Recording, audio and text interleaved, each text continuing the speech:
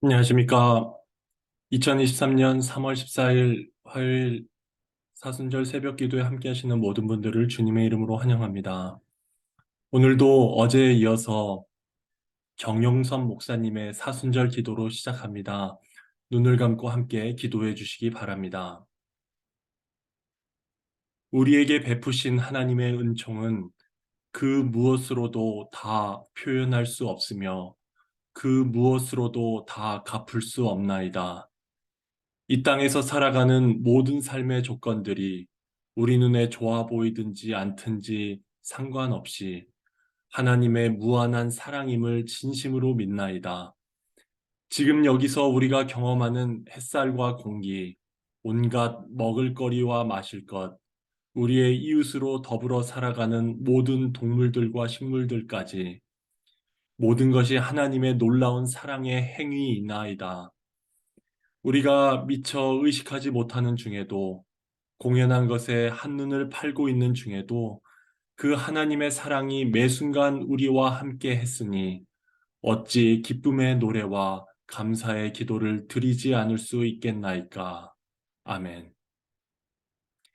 이 기도가 우리의 기도가 되길 바라는 마음으로 하나님의 은혜와 사랑을 기억하며 잠시 묵상하겠습니다.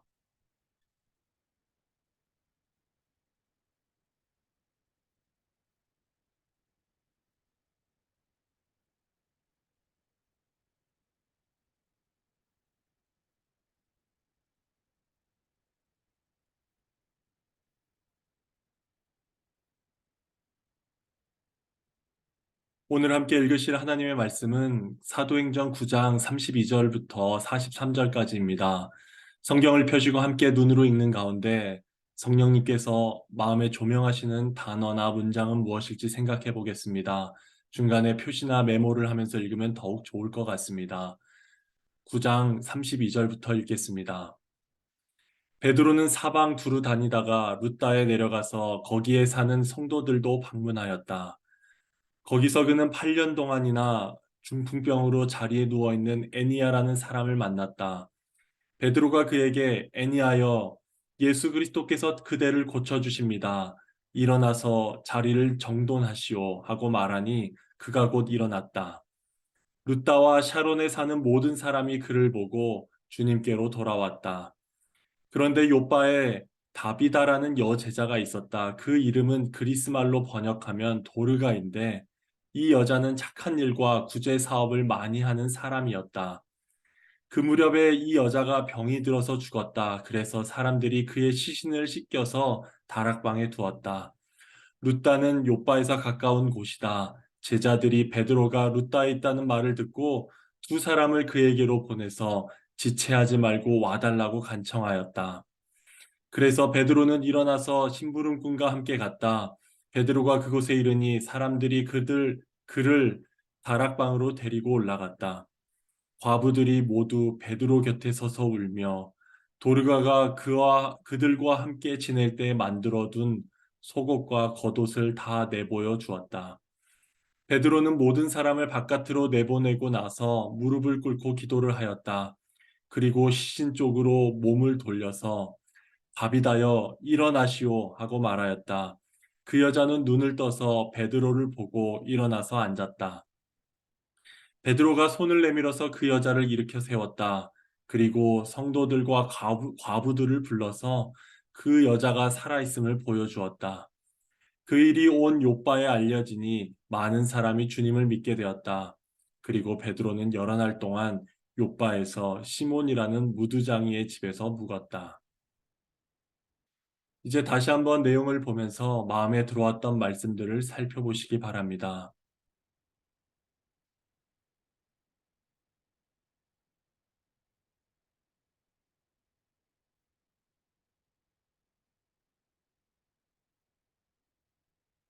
어제까지 읽었던 9장의 대부분의 내용은 사울의 회심과 그의 초기 사역에 대한 내용이었습니다.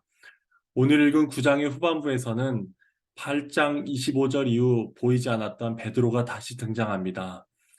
이러한 사도행전의 흐름을 보면 8장의 사마리아 선교 이후 사울이 나왔다가 다시 사도 베드로의 이야기가 나오면서 복음이 유대 지경을 넘어 점차 이방 지역으로 확대되어 감을 보여줍니다. 오늘 읽은 8장 32절 이하는 베드로가 지중해 연안 팔레스타인 서부 지방을 순회하는 중에 있었던 일입니다. 베드로가 순방한 여러 지역 가운데 루따와 욥바라는 두 지역에서의 사역과 그 결과에 관한 이야기입니다. 먼저 베드로는 루따라는 곳에 내려가서 거기 사는 성도들을 방문합니다. 거기서 그는 8년 동안 중풍병으로 자리에 누워있던 애니아라는 사람을 만납니다. 그리고 애니아는 곧 고침을 받고 일어납니다. 그 결과로 루따와 샤론에 사는 사람들이 주님께 돌아왔습니다. 이어서 베드로는 욥바라는 곳에서 온 사람들의 청을 받고 그곳으로 갑니다. 그 무렵 다비다라는 여제자가 병들어 죽었습니다. 베드로는 다락방에 놓인 시신 앞에 무릎을 꿇고 기도했습니다. 그때 죽었던 다비다 역시 살아났고 그 일로 인해 욥바의 많은 사람들이 주님을 믿게 되었습니다. 이 두 가지 기적과 같은 사건을 읽으면서 두 사실을 주목해 봅니다.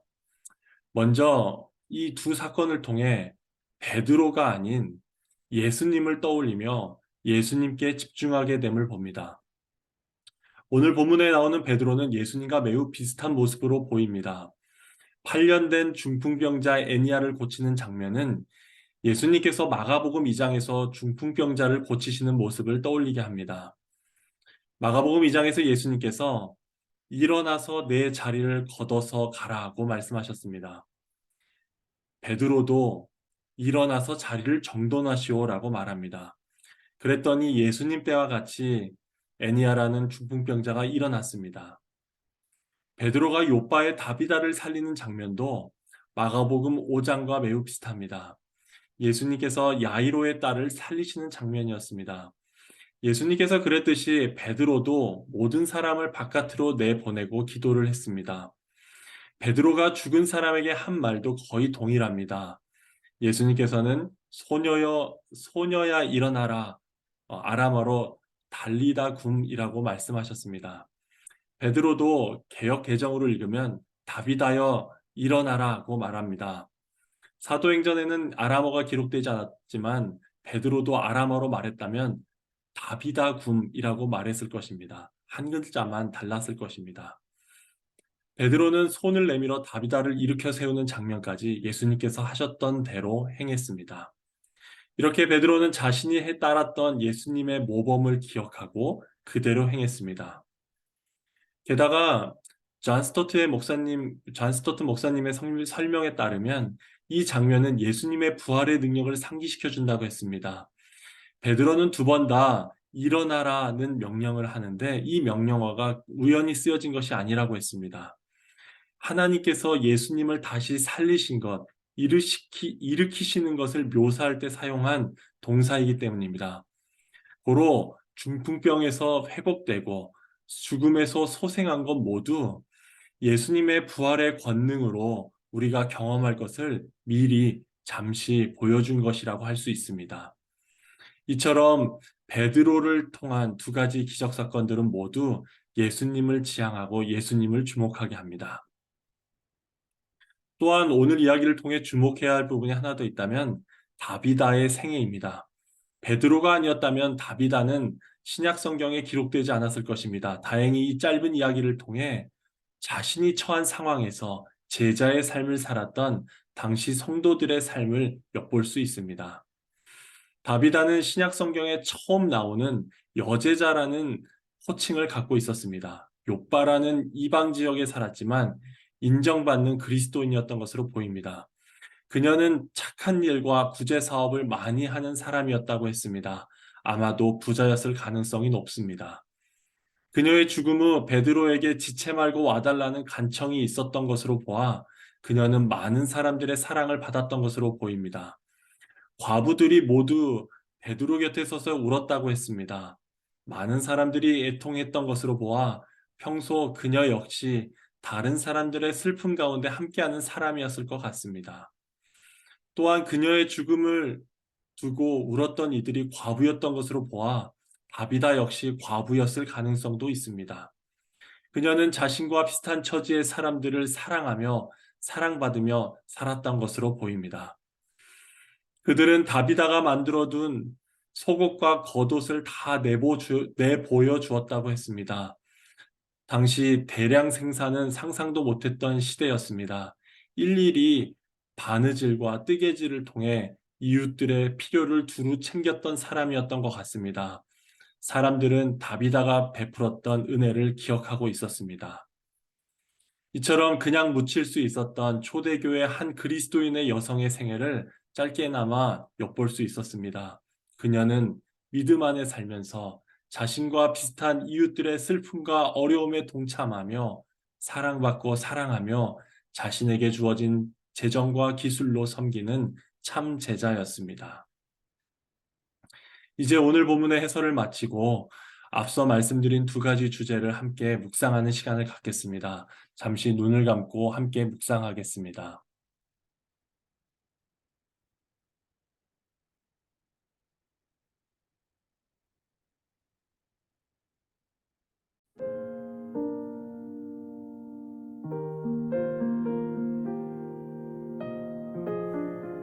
먼저 예수님을 떠올리게 하며 예수님께 집중하게 했던 베드로의 사역을 생각해 봅니다.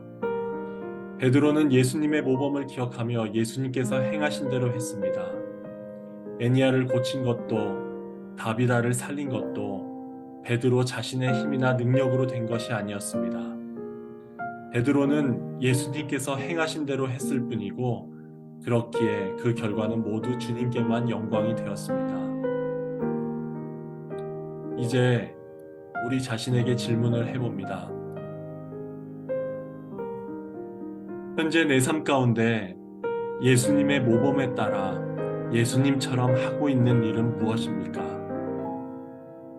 오늘 해야 할 일 중 예수님께서 행하셨던 것과 비슷한 일은 무엇입니까? 또한 내가 주님을 위해 하고 있는 사역을 통해 누가 드러나고 있습니까?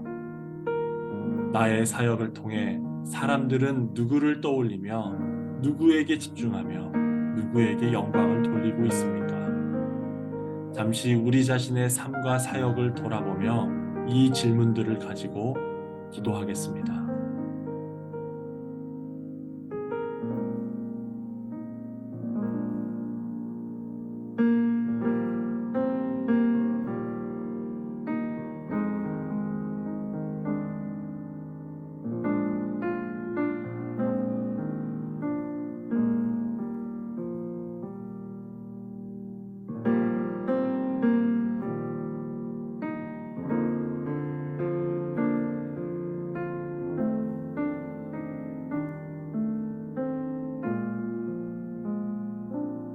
이어서 다비다의 삶을 통해 주시는 하나님의 음성에 귀를 기울여 봅니다. 다비다는 믿음 안에 살며 다른 인생들의 아픔과 어려움을 감당하였습니다. 비슷한 처지의 이웃들을 사랑하고 사랑받으며 살았습니다. 자신에게 주어진 재정과 기술로 다른 이들을 섬겼습니다. 다시 한번 우리 자신에게 질문을 해봅니다. 현재 나는 누구의 아픔과 어려움에 관심을 갖고 있습니까? 내 주변에 나와 비슷한 처지에 놓인 사람은 누구입니까? 현재 내게 있는 것으로 누구를 어떻게 섬길 수 있겠습니까? 오늘 내가 죽는다면 내 죽음 앞에 애통하며 울어줄 이는 가족 외에 누가 있습니까? 다시 한번 이 질문들을 가지고 기도하겠습니다.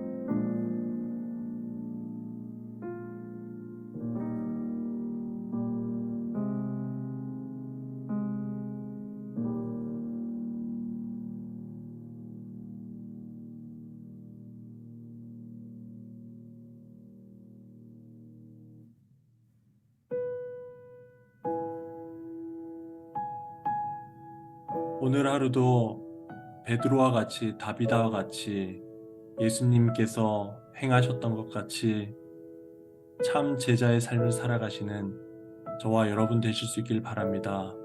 오늘도 주님과 동행하시는 복되고 기쁜 하루 되시길 바랍니다. 감사합니다.